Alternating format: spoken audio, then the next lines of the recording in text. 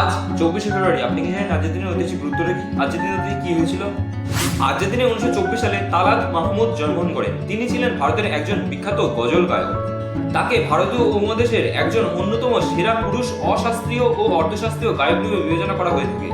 তিনি কণ্ঠশিল্পী হওয়ার পাশাপাশি চলচ্চিত্র অভিনয়ের চেষ্টা করেন, কিন্তু অভিনয়তে তিনি ব্যর্থ হন।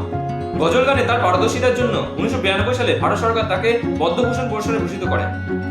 এছাড়া আজকের দিনে 1739 সালে ইরানের শাসক নাদির শাহের সাথে মুঘল সম্রাট মোহাম্মদ শাহের মধ্যে কার্নেলের যুদ্ধ হয়।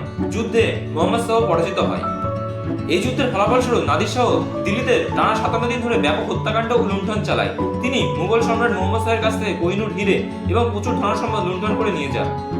এছাড়া আজকের দিনে 1873 সালে কলকাতার আর্মেনিয়া ঘাট থেকে শিয়ালদহ পর্যন্ত ভারতীয় উপমহাদেশে প্রথম ঘোড়ায় টানা ট্রাম গাড়ি চালু হয়। এছাড়া আজকের দিনে 1931 সালে তরুণ কুমার চট্টোপাধ্যায় জন্মগ্রহণ করেন। তিনি ছিলেন একজন মঞ্চ অভিনেতা এবং চলচ্চিত্র অভিনেতা। তিনি মহানায়ক উত্তম কুমারের ছোট ভাই ছিলেন। এছাড়া আজকের দিনে 1955 সালে স্টিভ জবস জন্মগ্রহণ করেন। তিনি হলেন অ্যাপল কোম্পানির প্রতিষ্ঠাতা। ভিডিওটা কেমন লাগলো সেটা কমেন্ট বক্সে কমেন্ট করে জানান। ভিডিওটা যদি ভালো লেগে থাকে তাহলে একটা লাইক করে দেবেন।